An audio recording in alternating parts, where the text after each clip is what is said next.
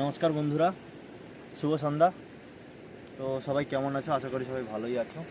তো এই যে জায়গাটা এই দিকটা দেখো, এটা জিপ্লট গোবর্ধনপুর সমুদ্র সৈকত বলে, এটা দক্ষিণ পাশ। এই যে দূরে কাঠগুলো দেখতে পাচ্ছ, এই পাশে আগে নদী বাঁধ ছিল। এখানে এখনও মানুষজনের ঘর, কিছু মানুষ এখানে বসবাসও করছে। পেছনে নদীর অবস্থা, এখানে কোনো নদী বাঁধ নেই। নদী বাঁধটা হয়তো পিছনে আরও কিছুটা দূরে করা হয়েছে। এখানে আগে মানুষজন বসবাস করতো। একটা সুন্দর প্রকৃতি, এখনও ভাঙা ঘর দেখতে পাবে সাইডে দেখলে, এখানে ভাঙা ঘর পড়ে আছে। নদীর যে ভয়ঙ্কর রূপ সেটা তোমরা দেখতে পাবে।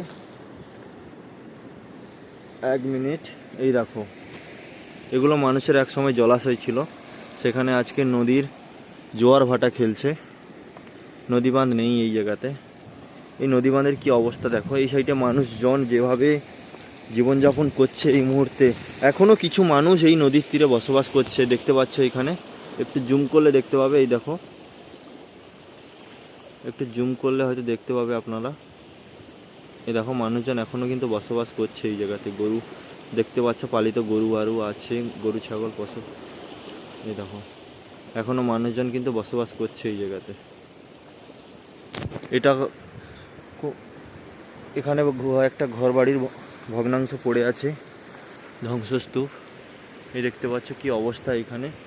আর এদিকটাতেও একটা ঘর পড়ে আছে, গাছগাছাড়ি কিছুই নেই এখানে।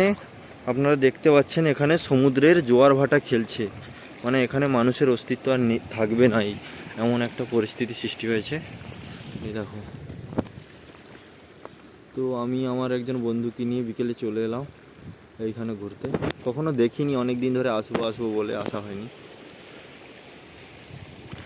এই দেখো, এখান থেকে কমসে কম 500 মিটার দূরে নদী বাঁধ ছিল, এখন আর তার কোনো চিহ্নই নেই নদী বাঁধের। শুধুমাত্র এই দেখো জোয়ার, এখন জোয়ার হচ্ছে, ভেতরে জল আসছে এরিয়ার মধ্যে। এই দেখুন,